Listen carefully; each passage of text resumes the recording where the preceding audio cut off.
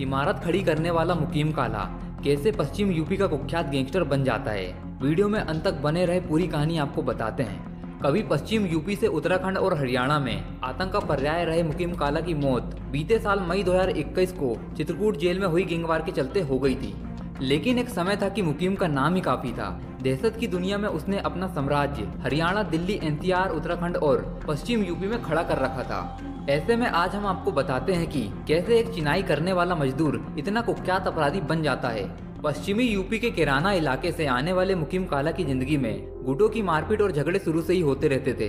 15 साल का हुआ तो एक बार पंचायत चुनाव में भी मारपीट के चलते पुलिस मुकीम को उठा ले गई थी।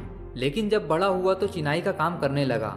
अपराध की दुनिया से परिचय शुरू से ही था। ऐसे में उसका नाम तब चर्चा में आया जब उसने पानीपत में एक मकान में डकैती डाली। इस डकैती के मामले में मुकीम काला को जेल भेज दिया गया।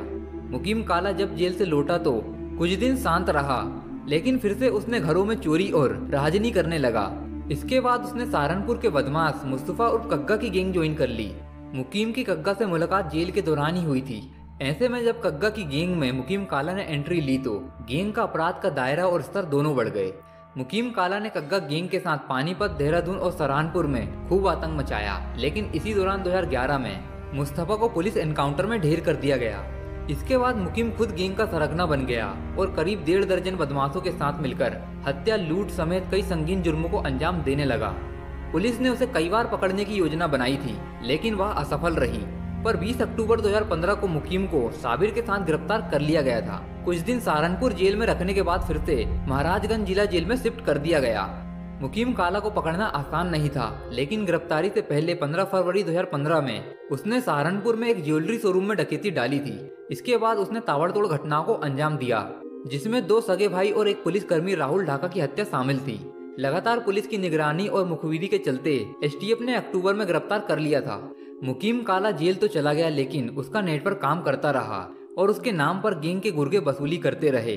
साथ ही कैराना में पलायन की घटनाओं के पीछे भी उसी का हाथ बताया जा रहा है। महाराजगंज जेल में आपसी गुटबाजी और हमले की आशंका के चलते उसे कुछ दिनों बाद चित्रकूट की जेल भेज दिया गया था।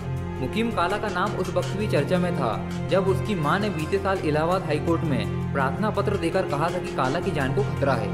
मुकीम काला के अपराध की दास्ताओं पर दर्ज मामले बताते हैं। मुकीम काला पर पश्चिम यूपी, हरियाणा और देहरादून के अलग अलग थानों में 61 मुकदमे दर्ज थे। साथ ही खास बात यह थी कि इन 61 मामलों में करीब 30 आपराधिक मुकदमे सहारनपुर जिले में दर्ज किए गए थे। इनमें लूट, हत्या, डकैती और रंगदारी जैसे संगीन जुर्म शामिल थे। इसी तरह की और भी न्यूज देखने के लिए हमारे चैनल सत्यांजना न्यूज को जरूर सब्सक्राइब करें और साथ ही बेल आइकन को भी प्रेस